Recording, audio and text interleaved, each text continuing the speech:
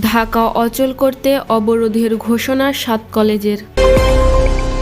পুলিশের শতকরা ৮০ জনের হৃদয়ে ছাত্রলীগ, বললেন আসিফ নজরুল।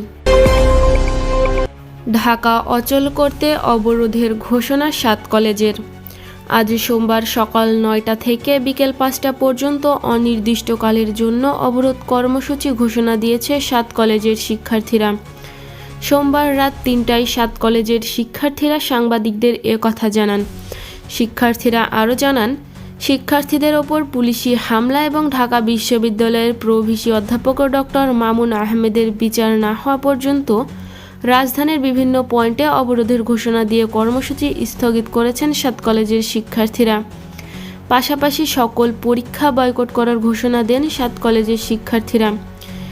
এর আগে রবিবার সন্ধ্যায় ৫ দফা দাবি নিয়ে ৭ কলেজের শিক্ষার্থীরা প্রভিসির সঙ্গে আলোচনা করতে গেলে তিনি দুর্ব্যবহার করেছেন বলে অভিযোগ করেন আন্দোলনকারীরা।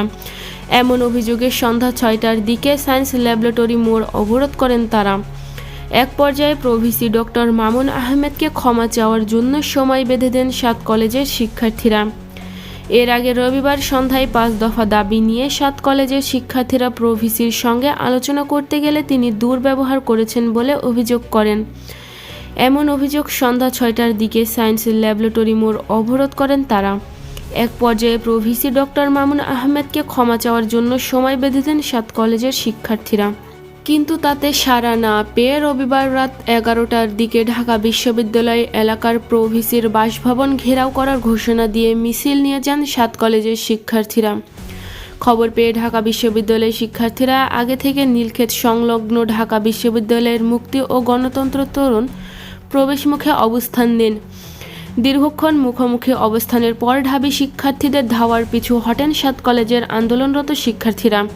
এক পর্যায়ে পুলিশের ধাওয়া ও সাউন্ড গ্রেনেডের মুখে ৭ কলেজের শিক্ষার্থীরা ঢাকা কলেজের সামনে এসে অবস্থান নেয়। পরে তারা আবার সংগঠিত হয়ে ঢাকা বিশ্ববিদ্যালয়ের শিক্ষার্থীদের ধাওয়া দেন। এ প্রতিবেদন লেখার সময়ও নিউ মার্কেটের সামনের সড়কে দুই পক্ষের মধ্যে পাল্টাপাল্টি ধাওয়া বিক্ষিপ্ত সংঘর্ষের ঘটনা ঘটে। ঘটনায় এখন পর্যন্ত এক পুলিশ সদস্য সহ দুই পক্ষের কয়েকজন শিক্ষার্থী আহত হয়েছেন। তবে তাৎক্ষণিকভাবে সবার নাম পরিচয় জানা যায়নি। তবে ঢাকা মেডিকেল কলেজ হাসপাতাল থেকে প্রাপ্ত তথ্য অনুযায়ী সংঘর্ষের ঘটনায় আহত হয়ে হাসপাতালটিতে ভর্তি হয়েছেন ৭ জন শিক্ষার্থী।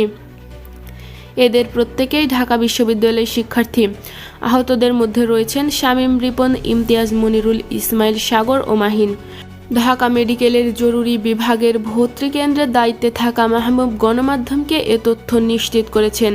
এদিকে পরিস্থিতি নিয়ন্ত্রণে নিউ মার্কেট এলাকায় ৪ প্লাটুন বিজিবি মোতায়েন করা হয়েছে বলে জানিয়েছে বাহিনীর সদস্য দপ্তর। পুলিশের শতকরা ৮০ জনের হৃদয়ে ছাত্রলীগ, বললেন আসিফ নজরুল। অন্তর্বর্তী সরকারের আইন উপদেষ্টা আসিফ নজরুল বলেছেন, বর্তমান পুলিশের শতকরা ৮০ জনই আওয়ামী লীগ আমলের, যাদের হৃদয়ে ছাত্রলীগ।